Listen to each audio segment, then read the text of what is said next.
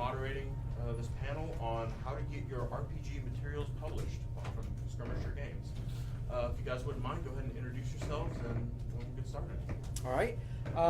Hello, evening. I'm glad everyone's here. I recognize a lot of faces, so it's been a long day for all of us because it was many, many hours ago last time I was sitting up here.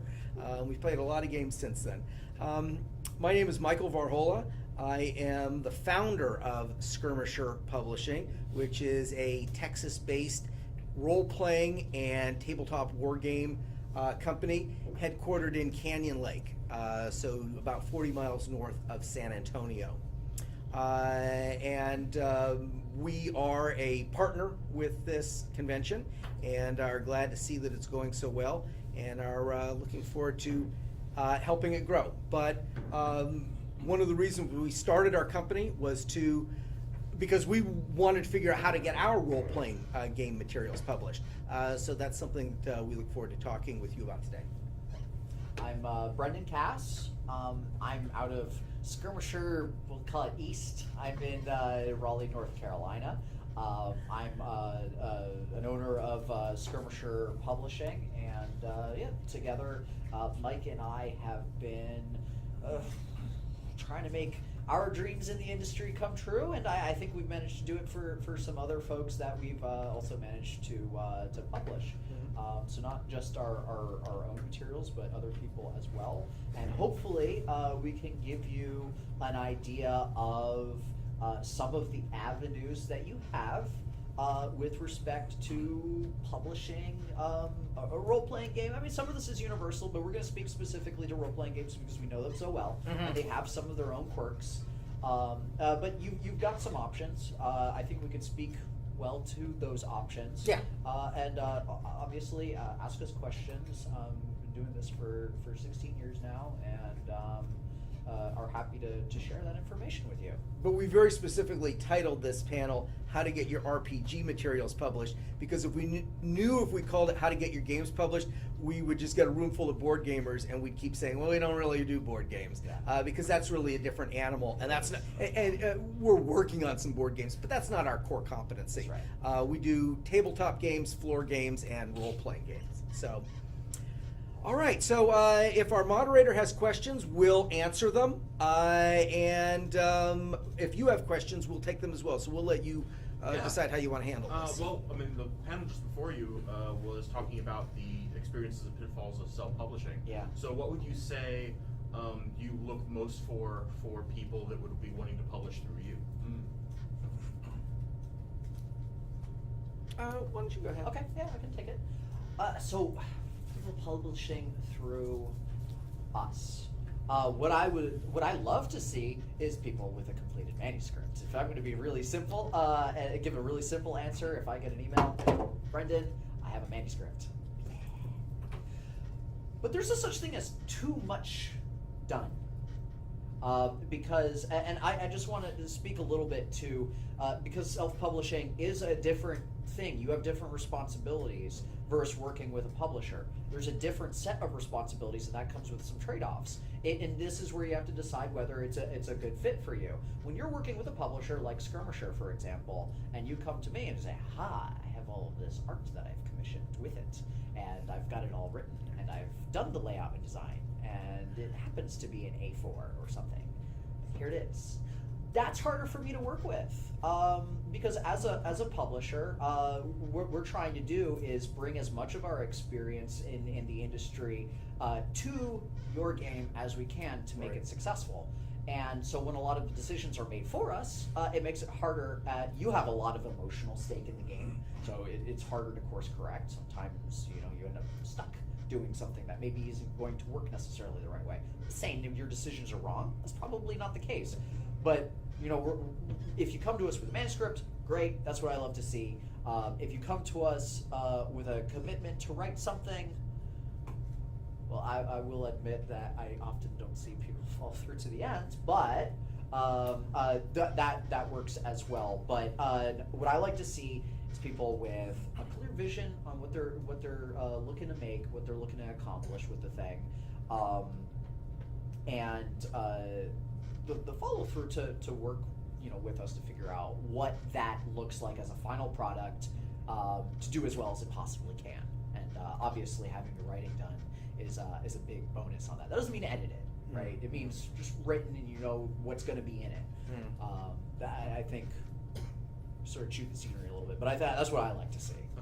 I will agree with everything that Brendan said, and without saying the same thing in other words, I'll hit on a couple of other points.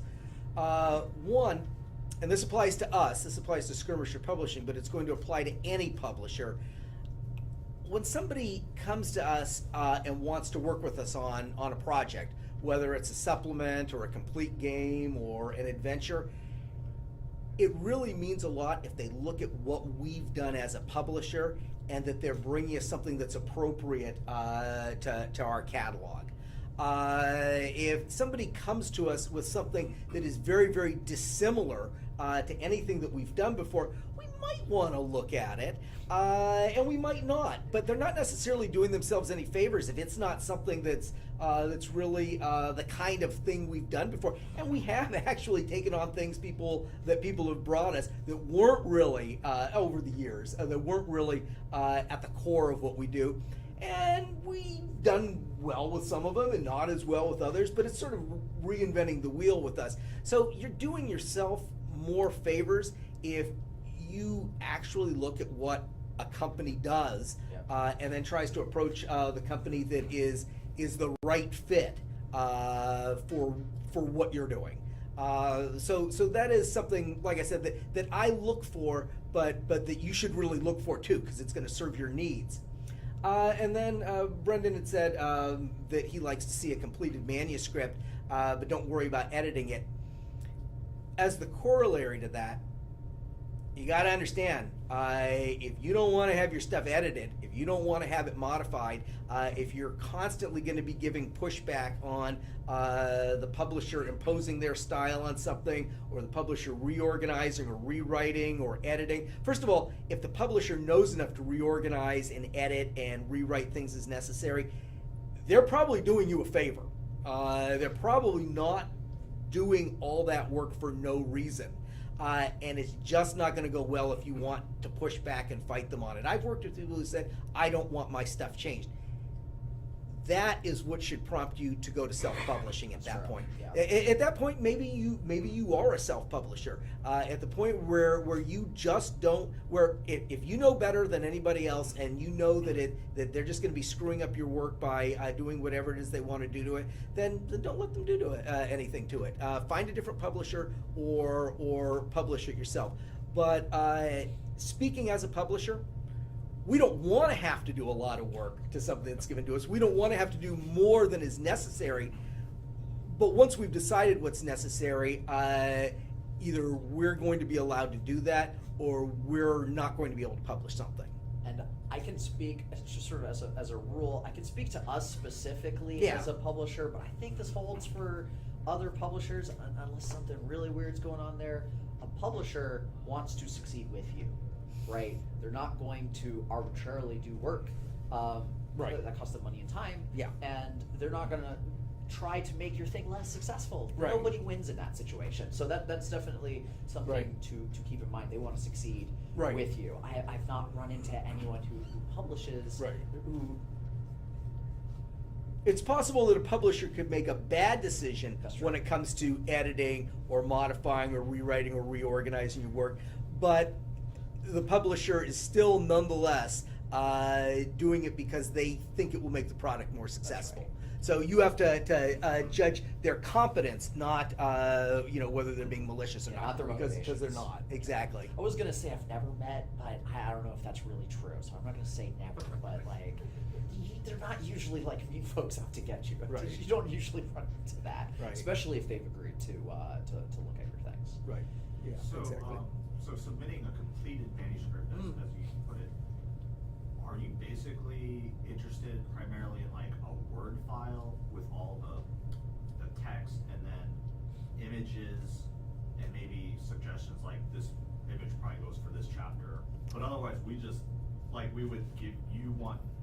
Would it be easier for you to just run with the layout? Okay.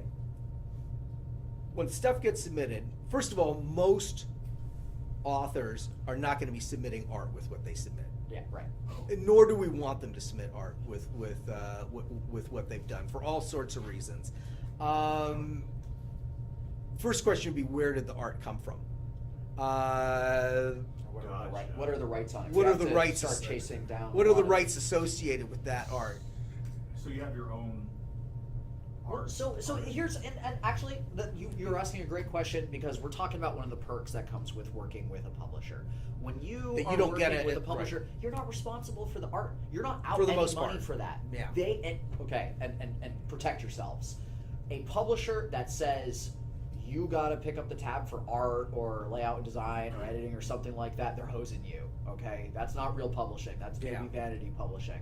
Yeah. That's not where you want to go. If you're going to do that, you might as well self-publish and have complete control and get 100% of the revenue when it comes to you. Yeah. Okay. So that's one of the perks that comes with, if you consider it a perk. This is again, it's a balancing thing. One of the perks is you're not. I think it's a perk. You're not responsible for the art. You Or the layout, or the layout, design. or the design, or anything like that. Right. So your manuscript, it can be a Word document. I mean, we work with Word. Word is great. An annotated document, if you have suggestions, you think that like theme wise, like I think this would be a great sort of image to go here. Leave an annotation in it, right? You can leave You're going to be conferring with the publisher. That's right. You're going to be saying, well, the look I'd like to go with this is something that's very much Frank Frazetta, or here's an artist that I met at a con last year and I really, really like what they did. You really should voice those preferences with the publisher. And if you happen to own the rights to something for whatever reasons. Right, like if you happen to be an artist yourself, right. in addition to writing. I don't take it personally if they say, oh, well, we think we might even be able to do one better with going this direction.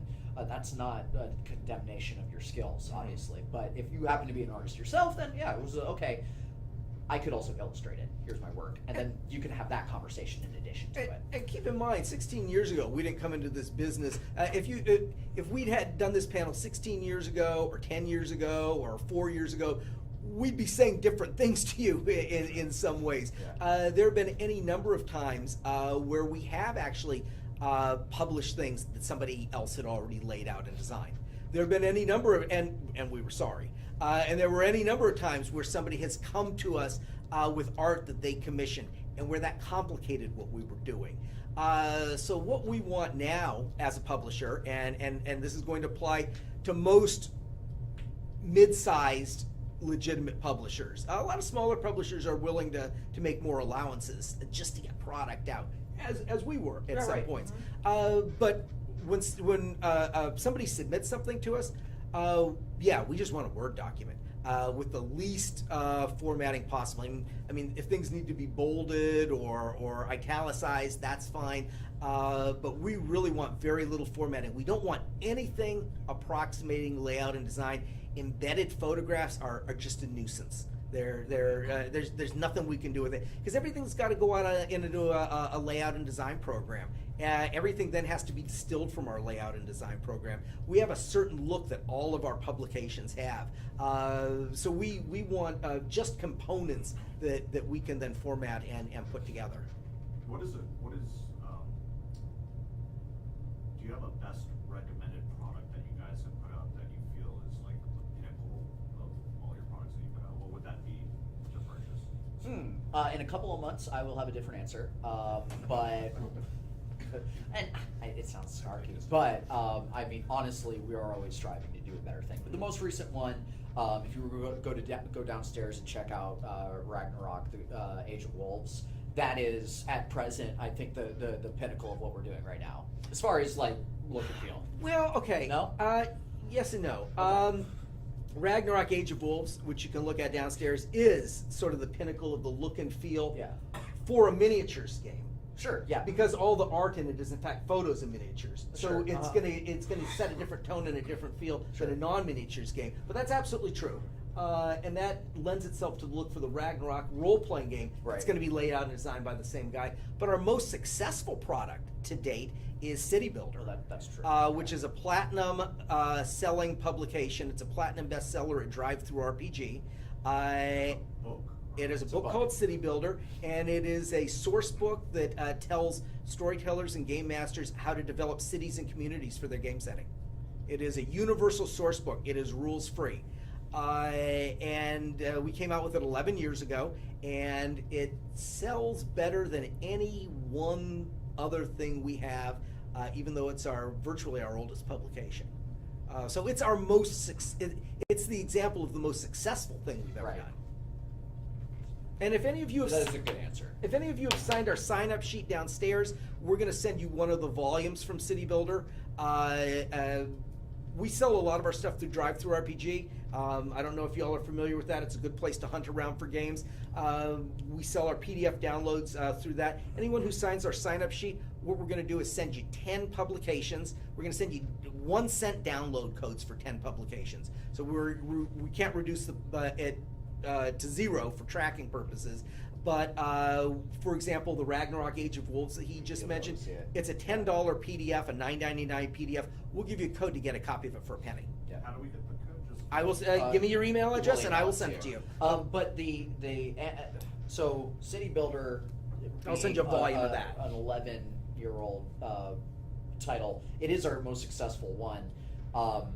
My answer that in a couple months, my answer would be different, is because we're taking that one, and this is. This comes with having experience in the industry. We're taking that title, City Builder, City Builder, revising it and re-releasing it, using everything we've learned over the course of 11 years. And the technology has changed. Everything has changed since then. So we're taking something good and we're going to make it even better. And so at that point, that will be our answer. Right. Because we're bringing a lot of really neat things that we've learned over time to that. Right. And again, this is the reason why I mentioned that is because a good thing to look out for with publishers are publishers that are willing to give feedback and discuss with you. You know, once you've reached success, what its support plan is.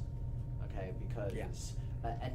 I think you should expect this if you're not self-publishing. Anyone who cares about the success of what you've created as just a product line is going to look at it as in terms of long-term support, and that might mean revised editions later. Sometimes people do that, or that might mean more things in that line, in that you make it into a franchise. So don't. If you're going the publisher route and you're not self-publishing, don't balk at the idea of taking their feedback and expanding your thing. It's not a bad thing if they want more of what you've created, but that they are going to be thinking in terms of that. How long is this going to be a flash in the pan? You know, is this a situation where we kickstart it, we fulfill it, and then that's it? Because sometimes that happens. You know, especially if they don't see there being a long-term, they aren't able to come up with a long-term support plan.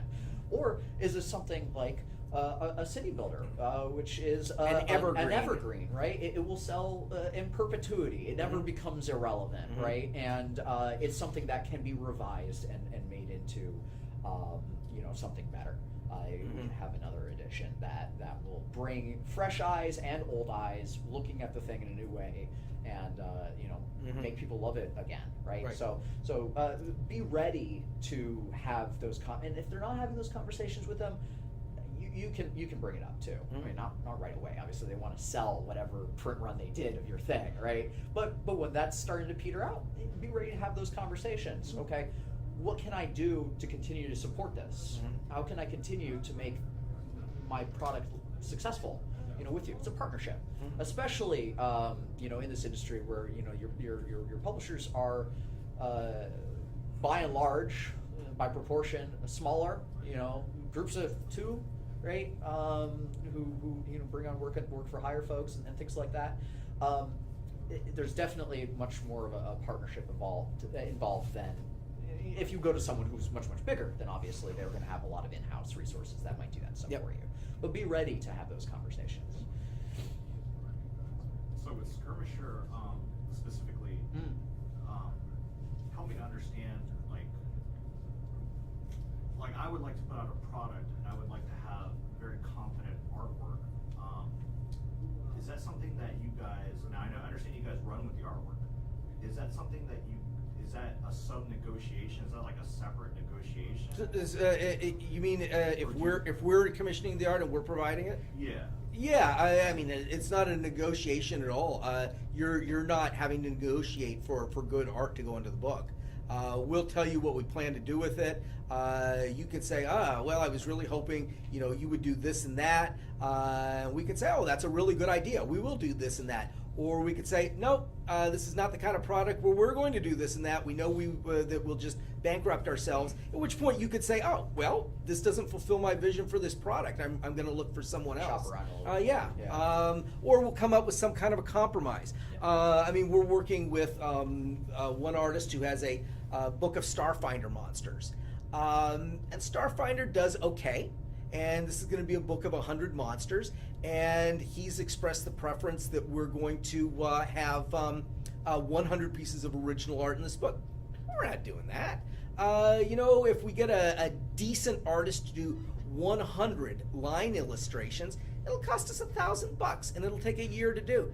We're just not going to do that. It's absurd. What we've told him is that we'll divide the monsters up into 3 or 4 different categories. We'll commission a piece of cover art, and we'll then commission one piece of art for each one of the 3 or 4 sections. So it's a compromise, and he's accepted that. Because he also has some faith in us because he knows we're going to make the best decisions. We want his book to be successful. So yeah, but in that case, the negotiation is over what we're going to do. It doesn't have any impact on his royalties. What we pay for art and what we pay for text are 2 different things. By default, and this can be adjusted, by default we generally pay a 20% royalty to an author. So if a manuscript gets brought to us, we publish his Starfinder book, he's going to get 20% of the net. Of net sales. The cost of the art is coming out of what we get. That's right. We're covering the art. That's right. Yeah. He doesn't have to pay for the art for a book like that. I have a lot of questions. You keep asking them. Well, if anyone else has it, you can keep asking questions. If anyone else raises their hand, we'll switch over to them to take one. On that, with the 20% commission, is that, like, I'm looking at doing, I'm hiring some guys doing some work for hire for me. Mm-hmm. No royalty. No royalty. No royalty. Right. So with royalty, do you have no upfront? Generally speaking. That you- Yeah, okay. we're not that. paying advances. We're Right. paying we pay an annual royalty. We used to look at doing it quarterly, but it was too much paperwork for us. It was just too much administrative stuff. And now that we have like 250 titles, there's just too much to manage. So every January, we compile royalty reports for all of our authors. We send them the report, they can review the report, and there's all the time errors. We will have left off a title or the wrong title, whatever, stuff needs to be adjusted. They'll say, well, is this the right percentage or whatever. Then we revise the report, we send it back to them. Once they approve it, we send them generally payment via PayPal. Yeah. So that's how we handle it. Yep. Okay. Yeah. And it's, everyone's getting more money every year now. Well, that's So true. they tend to be happy That's with the it. goal. Every year they get a little bit Keep more. marching forward. Yep. So.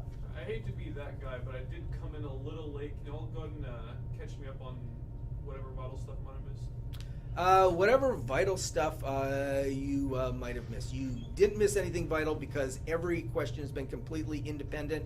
This panel is here to answer your questions about how you can get your RPG materials published, and we'd be glad to answer any of them. Also, for those interested, we are recording this online, so you'll be able to watch it later. See the when it gets beginning, yeah.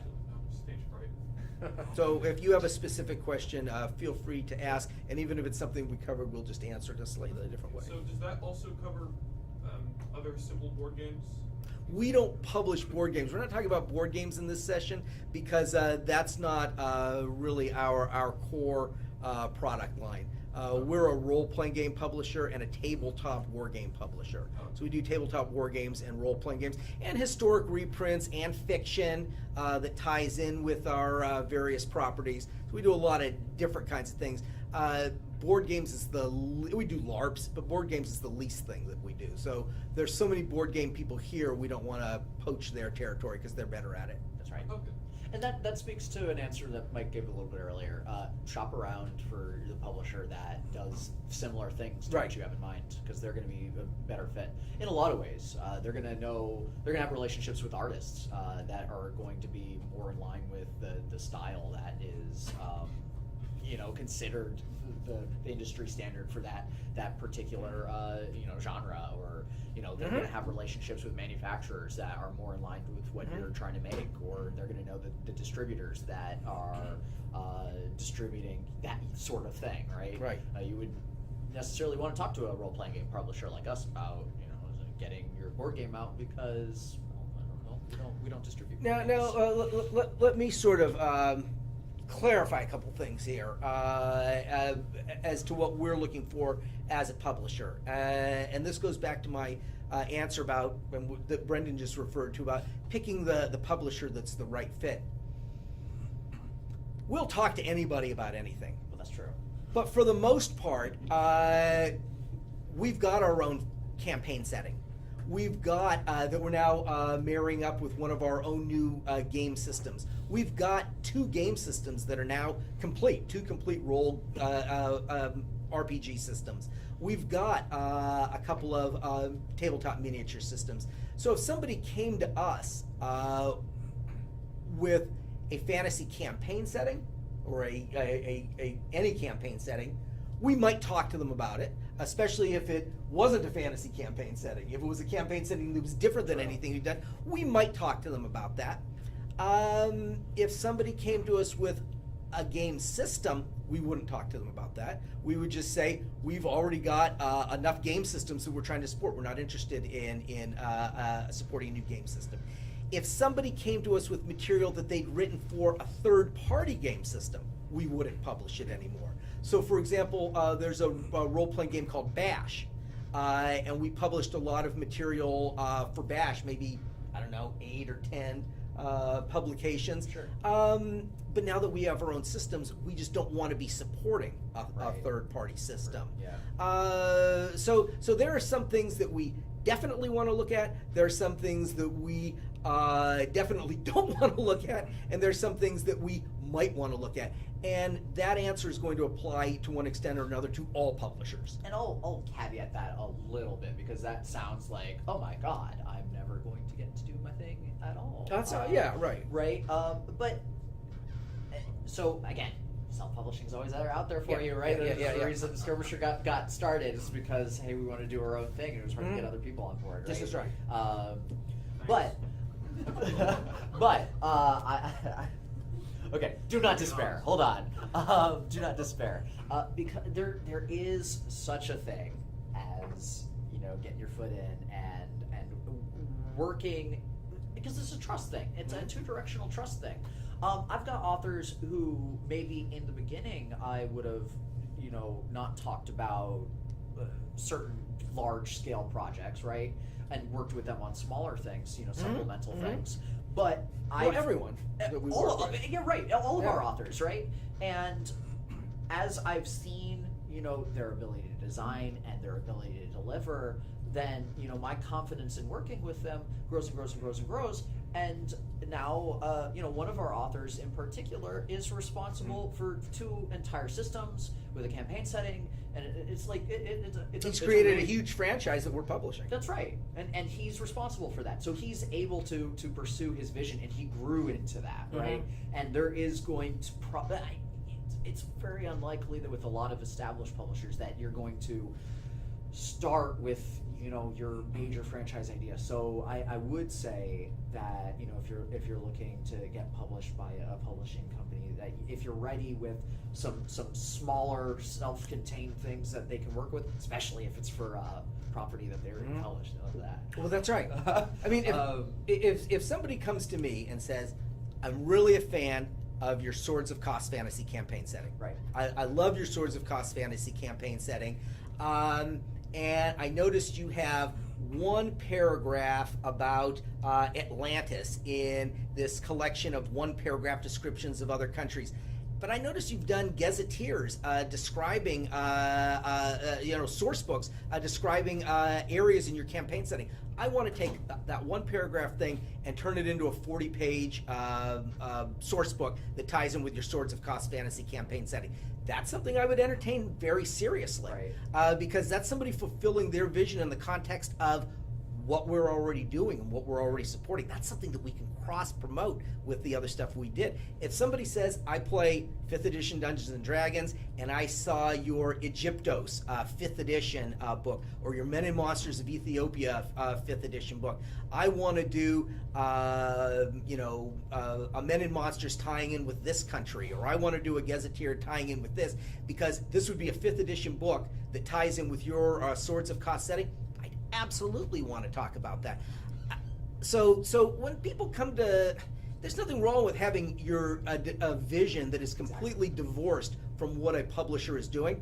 They're just going to be less interested in talking to you because it doesn't fit into what they're already doing. Right. It doesn't complement their strengths, and therefore it's not going to be as successful if they publish it for you. Right.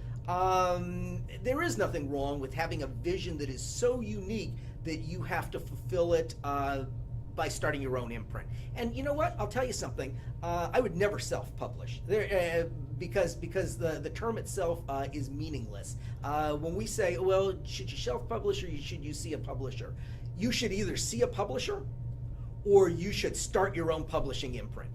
If you're self-publishing, if you're publishing your stuff under your own name and you're referring to it as being self-published, you're really selling it short. You need to come up with a company name, and you need to incorporate, and you need to come up with an idea for how the thing you want to do fits into a product line or in conjunction with a number of other things. I think self-publishing.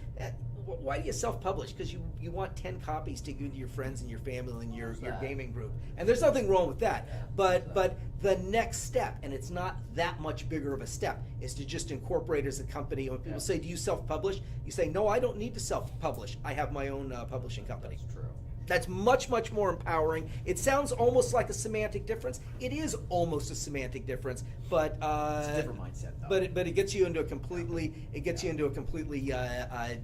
different mindset. So yeah, but yeah, again, it comes back to learning the catalog of the people that you want to work with. Mhm. Do they do things that are compatible with your vision? Are Yeah. they working on things that? Oh yeah, I also think in a similar way. You're gonna be able to get in on the ground floor with them, and start growing your portfolio, and you earn trust with them. They're more willing to take go out on a branch with your vision because they've Mhm. seen what you've produced. Mhm. Or even if you gain experience with a publisher and you've sort of proven yourself, maybe there is another publisher. Mhm. You're not married, right? So there's that as well. And real talk. Did you give your panel on the day in the life of being a publisher? 10 o'clock tonight. It's at 10 o'clock tonight.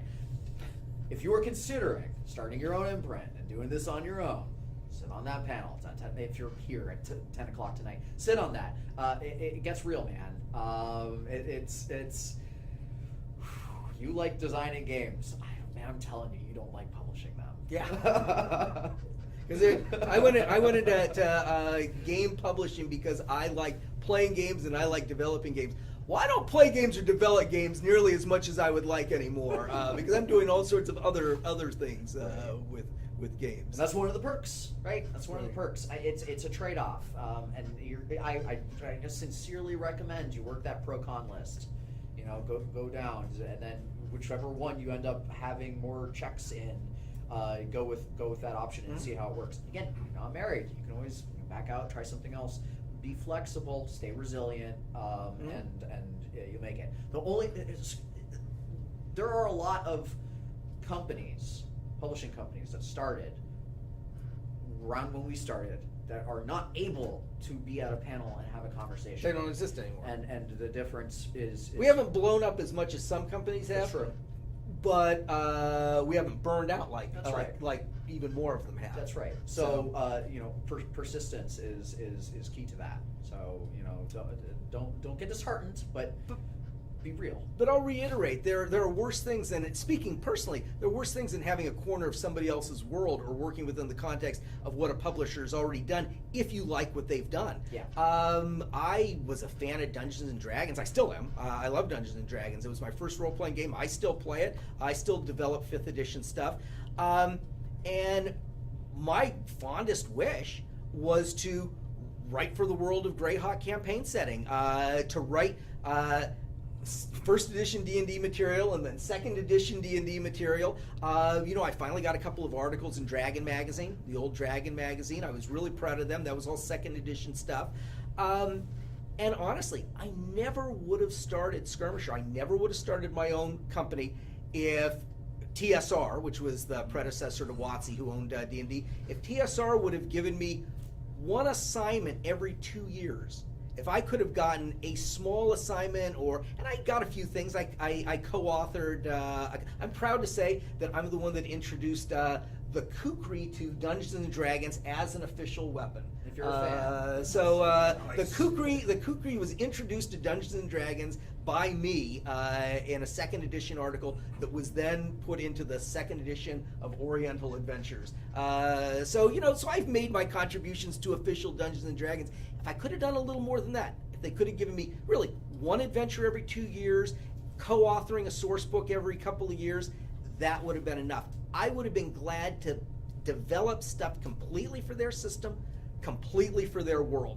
I never had the vision of starting my own system, creating my own world. I didn't have any desire to do that until I couldn't break into what was essentially a closed club.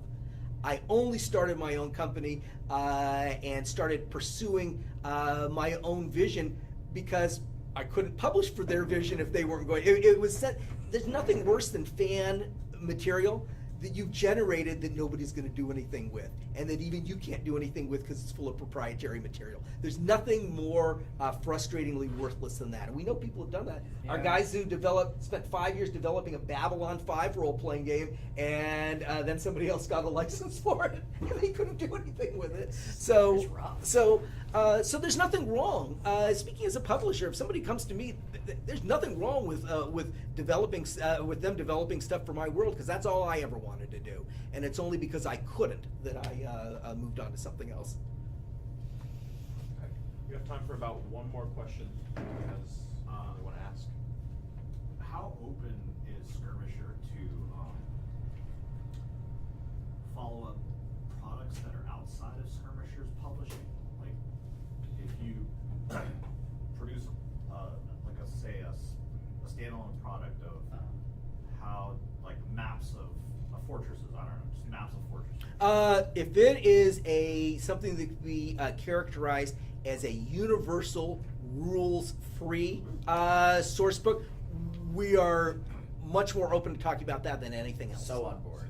Yeah. But as far as, like, so let's say I work with you and we publish how do you refer to that? Like an open source? Or universal source book, yeah. Something that doesn't affiliate, that's not affiliated with any rule system.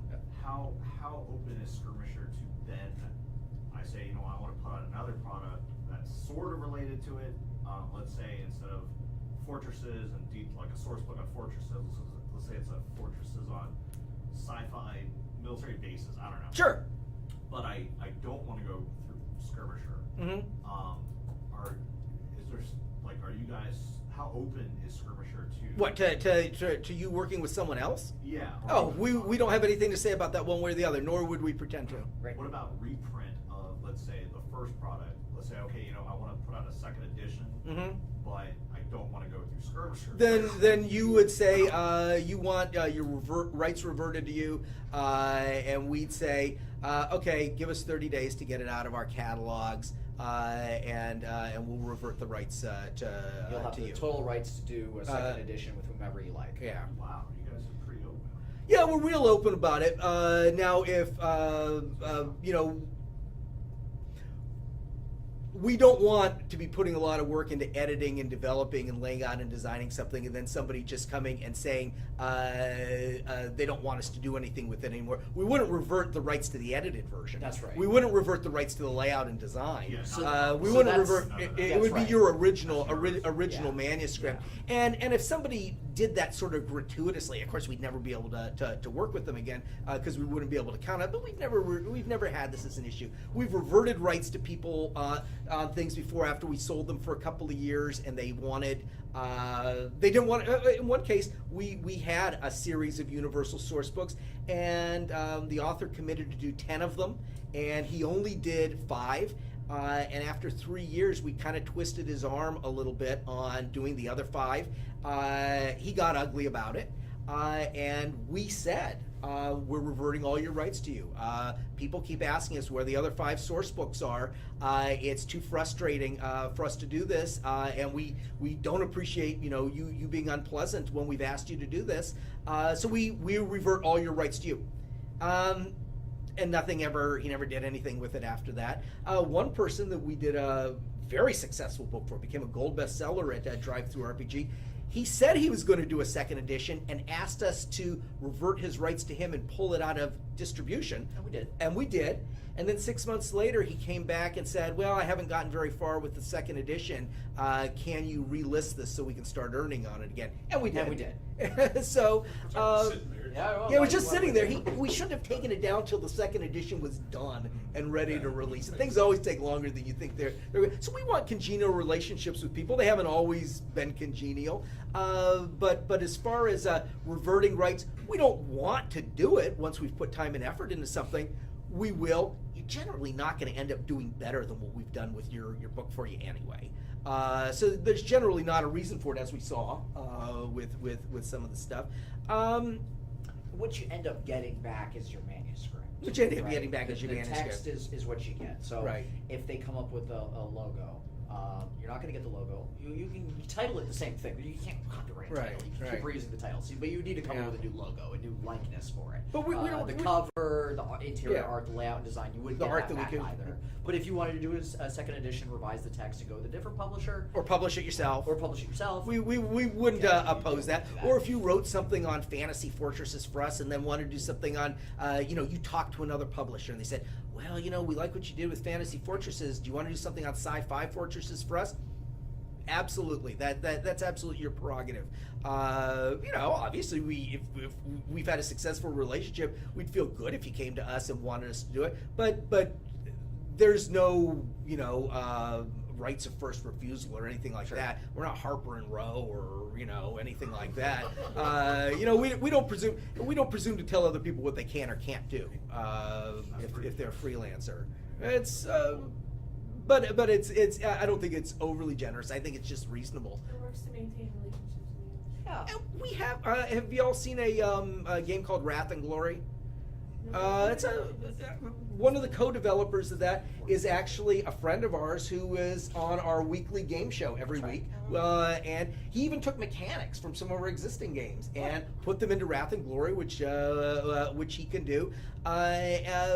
So a lot of the things he's done were sort of incubated with us, and then he's gone on and worked with other people and gotten the best deals he could with other companies.